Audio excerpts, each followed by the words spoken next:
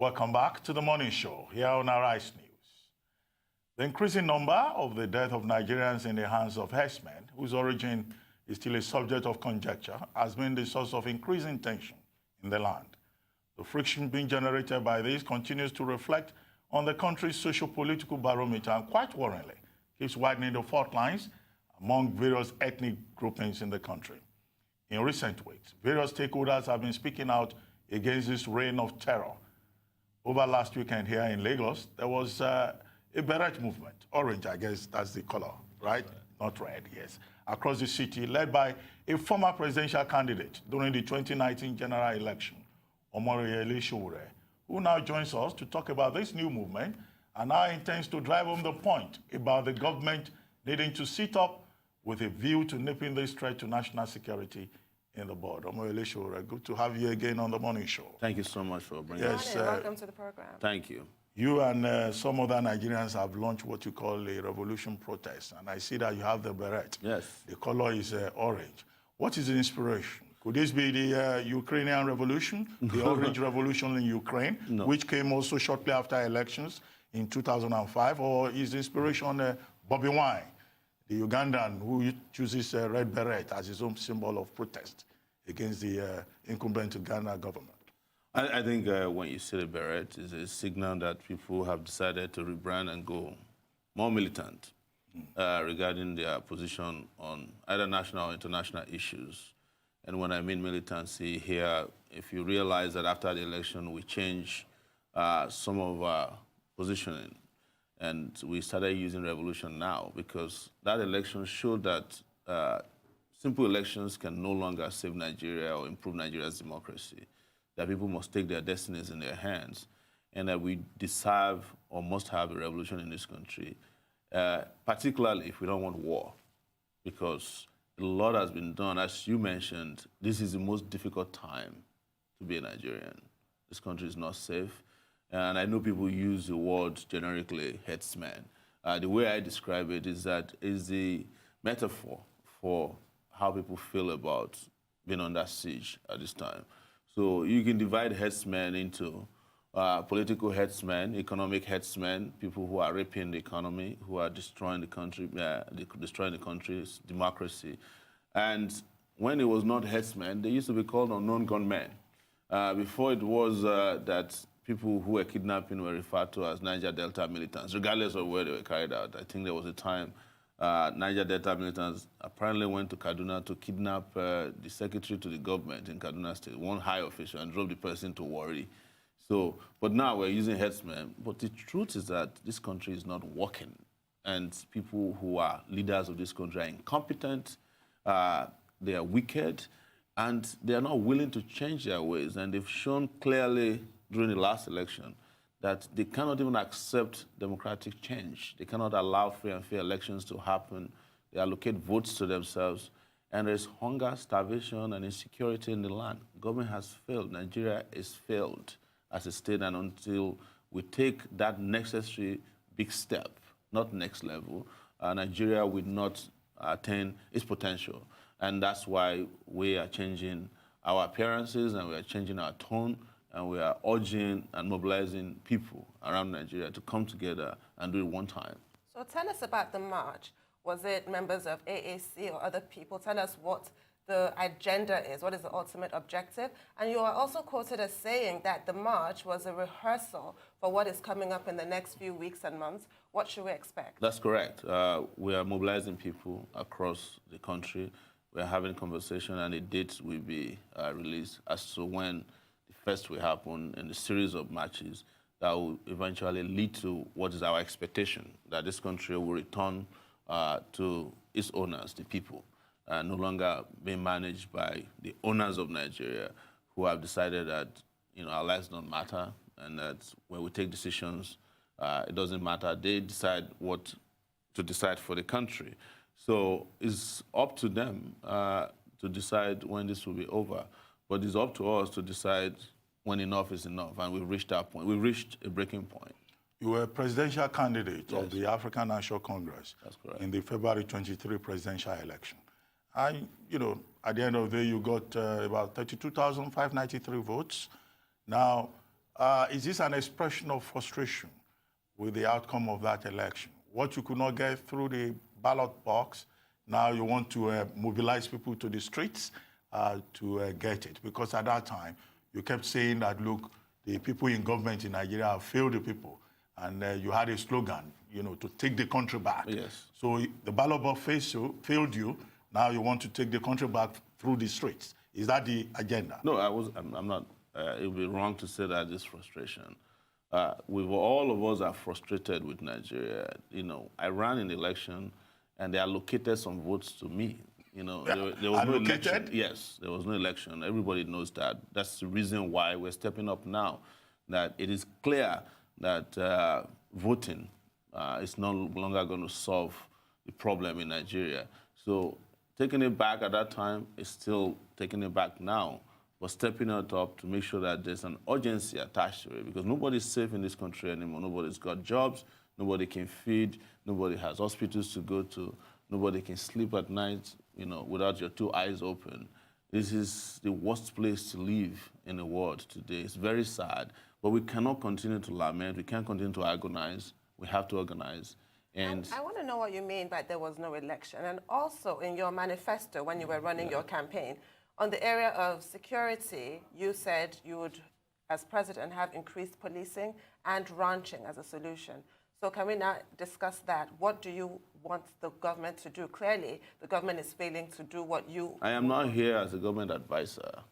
I brought out a lot of ideas during the election that they stole, but couldn't implement. That's why we are in this mess now. Yeah, but what would you like to see? Not as a government advisor, as a citizen of Nigeria. I'm not here to tell you what I want to see. I'm telling you what I want to do. Should. There needs to be solutions. The solution is for us to have a revolution. That's the solution right now. That's what I'm here to discuss.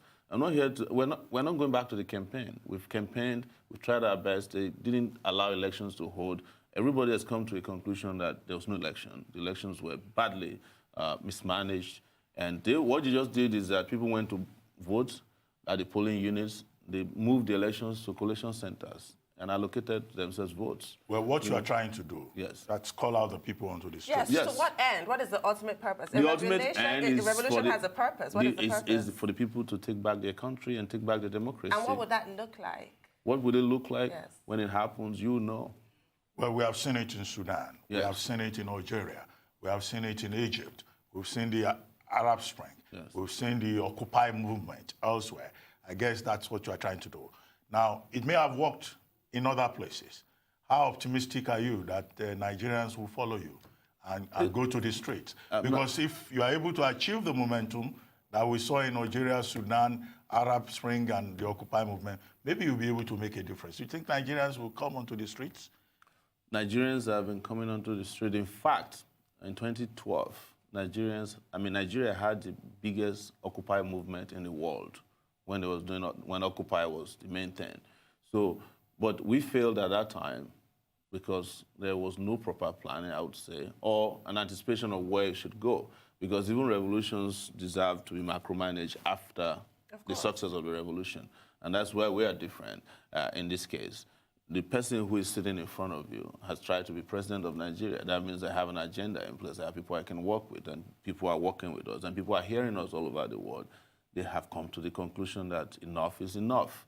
And with regards to whether Nigerians will follow me or not, that is not what I'm here to preach. I'm here to say this is what we want. And I'm sure that there are a lot of Nigerians out there, millions of Nigerians who are frustrated at this point, who no longer have confidence in our leadership, in the leadership of this country, and they want a different country. And we're here to give life to that. And we're calling on all of them, wherever they may be, that we better do this one time so that we don't have to do it in pieces, because we find ourselves in pieces the way things are going on. Nigeria is on the precipice. So to avoid war, let's go for a revolution. Instead of going for a prolonged war, let's go for one-day action that will save our country. And that's what I'm preaching. That's what I'm here to talk about. And I'll continue to talk about until we achieve it. No, I ask you the question, advisedly, because, in Nigeria, activism, yes, is one thing, but being able to mobilize the people is another.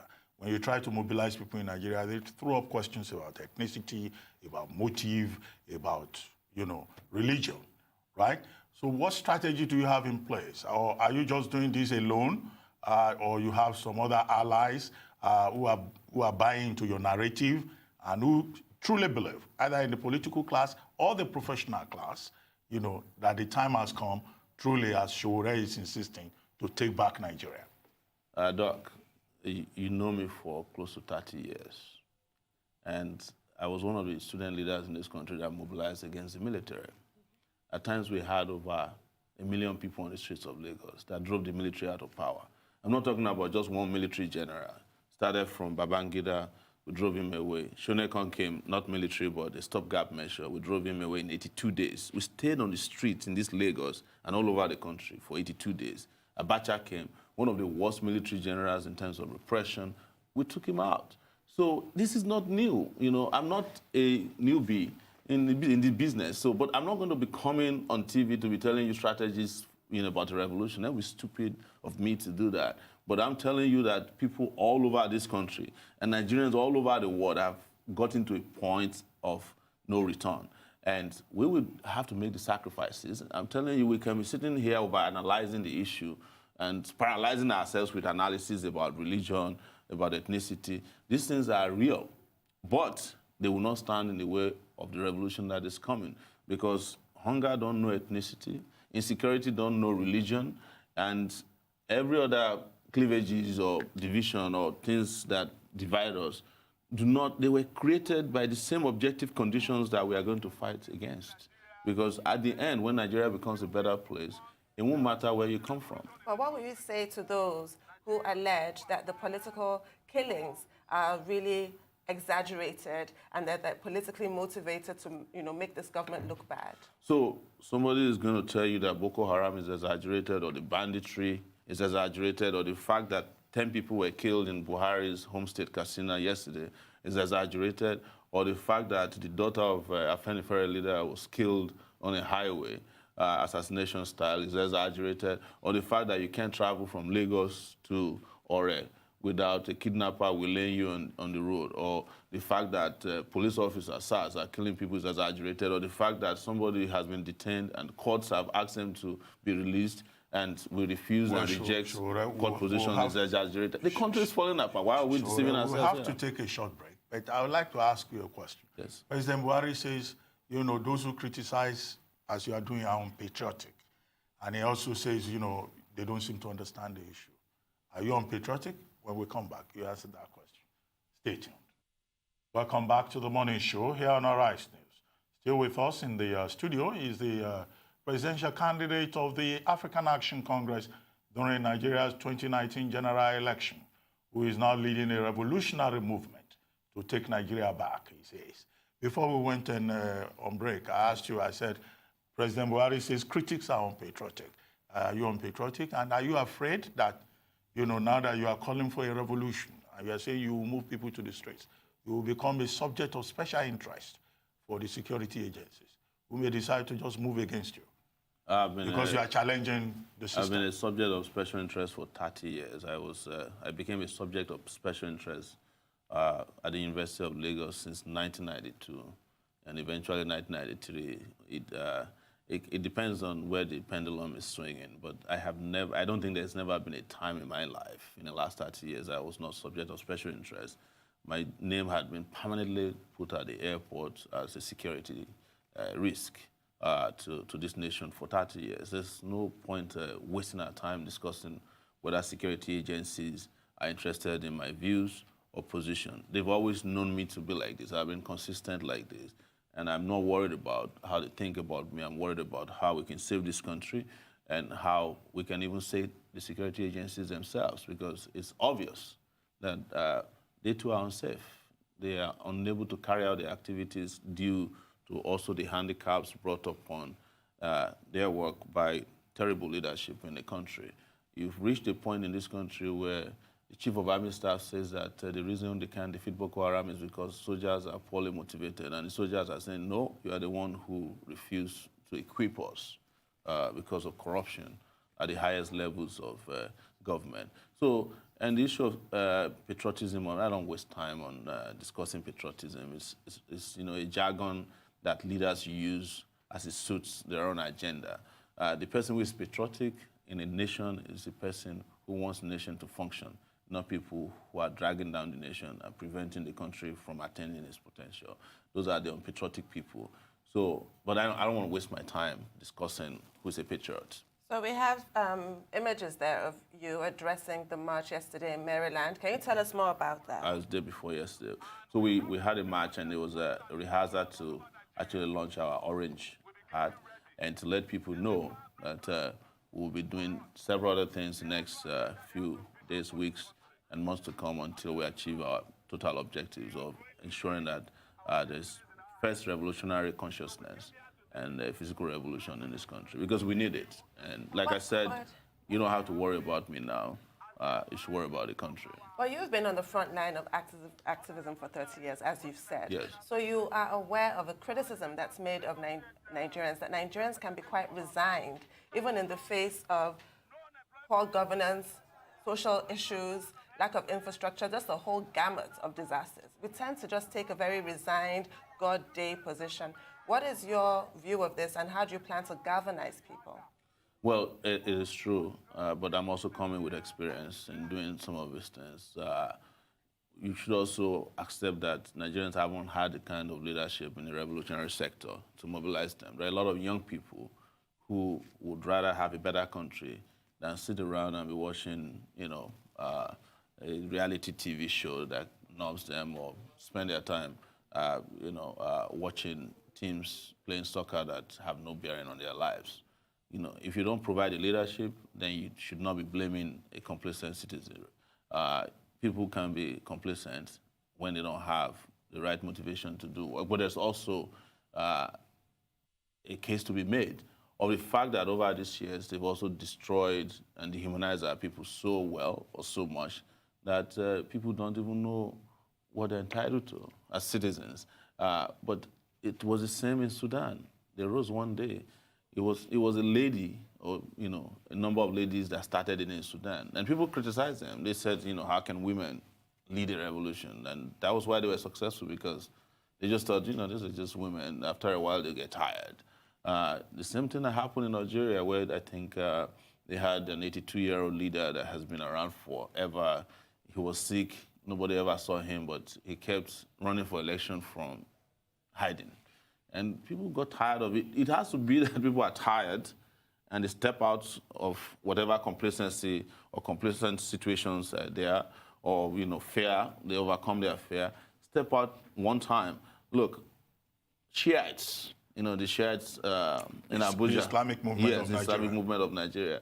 One day decided that because their leaders were detained and judgments had been given for them to be released, or orders, and the government did not release. They went to the National Assembly. If they had 1 million of them, they probably would have taken over the National Assembly that day and changed the narrative about, popular power. So I'm not saying that I'm going to... As was the case in Hong Kong. Yes. So Hong Kong also did it. And all these things were carried out by the same young people who people said were complacent in those countries. In fact, Sudan, as a matter of fact, was a surprise to everyone, because nobody thought, including the president of Sudan, that a day will come that he will find himself in prison, and in a revolution that was planned, executed by women, mostly women, and also medical doctors, right, professionals. So we just need to do what other people do, and as I said, we don't need to be discussing the strategies on air, because the strategies need to be where they belong.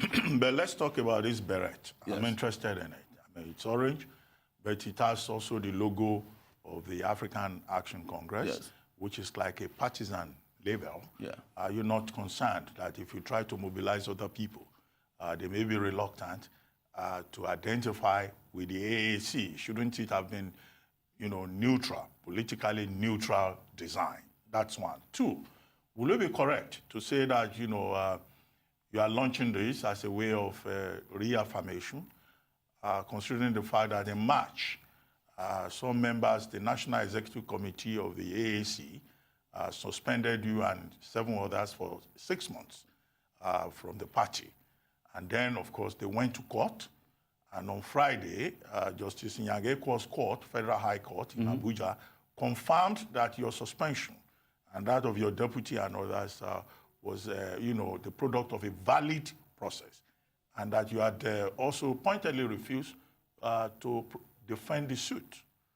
So is this a way of No. showing that we are still there, and will it be correct to say you are a factional leader who is still trying to assert himself? That's incorrect. Okay.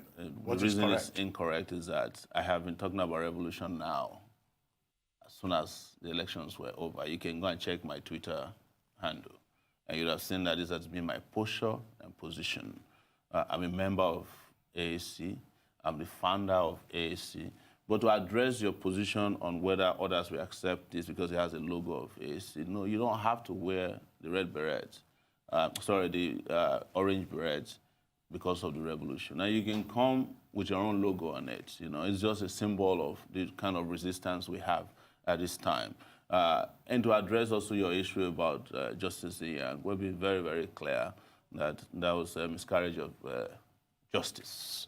We defended the suit, but the judge said that my defense was not tenable to him because the lawsuit was filed on May 14. I left Nigeria on May 12th. And when I left Nigeria and I was alerted to the fact that the lawsuit was filed, first they had a show on TV where they said I was suspended alongside with the others you mentioned as I was landing in New York. And when I heard about it, we briefed our lawyers, and the lawyers, I sent them a page of my passport to show that this is the day I left Nigeria. But guess what? The judge would not even allow us to have a CTC of the claims made against us. But he granted a page of my passport to be taken to the Rivers State Tribunal, where they use my claims or counterclaims in his court to frustrate the tribunal case against Wike by one of our members in AAC. So I don't need to wear a red beret to show that I'm the founder of AAC. I don't need to tell anybody that I'm the founder of AAC. You knew it. You followed. I spent a lot of time in this studio during the election. And AAC was formed in August 2018 by myself and other members of the party. But I found they're accusing you of misappropriation of funds. Yeah, no, there's nothing like that. In fact, I'm the only presidential candidate, that's smear campaign, presidential candidate to have released a breakdown of all the spending. Both the amount of money I raised and the amount of money that was spent. I released the breakdown a month ago. Not only did I release the breakdown, it's available online, Sowore2019.org, so that if anybody want to challenge the breakdown of spending, the accounting that I made, you can go there and point it out. It's available. So it's just to smear us as leaders that this was brought up. There's nothing like that. Well, thank you very much. We raised Omoyele the money and accounted for it. Thank you very much. And you've been able to explain a lot of things, which I think will also be useful to our viewers.